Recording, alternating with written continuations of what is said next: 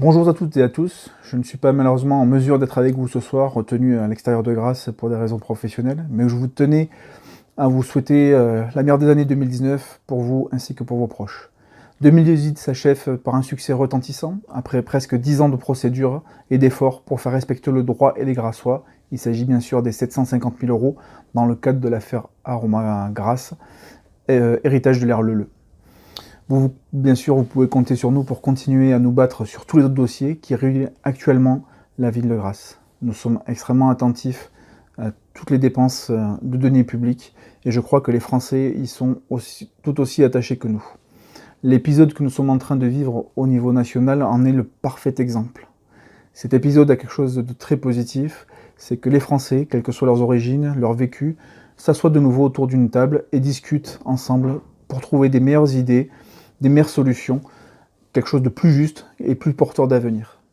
Cet exercice n'est pas spécialement nouveau pour Grâce à tous, ensemble et autrement, car depuis 2008, Paul Leuzière rassemble autour de lui des personnes engagées, des personnes compétentes, des personnes reconnues dans leur vie professionnelle, avec lesquelles il partage une vision commune, celle d'une collectivité gérée de façon désintéressée, responsable et dans le respect strict du droit et des deniers publics. Certains d'entre vous le savent, je ne suis pas issu du front de gauche, mon héritage est plutôt du côté du centre droit, mais la citoyenneté et le sens de l'État viscéralement ancrés dans la peau, ce qui constitue actuellement le dénominateur commun qui cimente toute l'action de Grâce à tous, ensemble et autrement. Depuis 2014, jamais je ne me suis senti en décalage, gêné, ni sur la vision, ni sur les mots, ni sur les intentions, avec tout ce que le groupe a entrepris pour défendre les Grassois. J'y ai découvert une équipe soudée, travailleuse, extrêmement compétente sur de nombreux sujets comme l'urbanisme, la fiscalité, le droit, avec un réseau d'amis et de soutien qui nous aide au quotidien à fournir une opposition qui soit constructive, focalisée sur l'efficacité et les résultats. Définitivement, nous ne sommes pas du tout une opposition qui cherche à exister sur des idées discutables, mais complètement hors sujet par rapport à la commune, ou ce qui est débattu en conseil municipal, ou encore spécialiste des effets de manche, mais totalement inefficace pour faire valoir le droit des Grassois et la défense de leur patrimoine.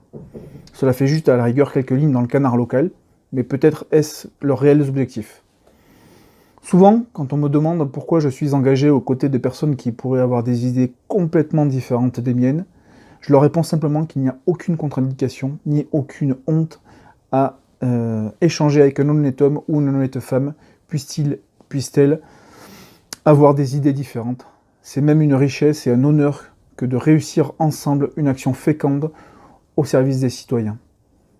Deux exemples récents de rassemblements transpartisans que constituent En Marche Emmanuel Macron ou les Gilets jaunes, en fait, si on regarde bien, ils n'ont rien inventé. Ça fait déjà plus de 10 ans qu'à Grasse, nous agissons dans le cadre qui dépasse les clivages partisans autour d'un projet d'une ville qui veut renaître, qui doit renaître. Pour 2019, je nous souhaite, nous les habitants du Pays de Grasse, de continuer cette amorce de débat autour du projet pour lequel vous aurez à vous prononcer en 2020.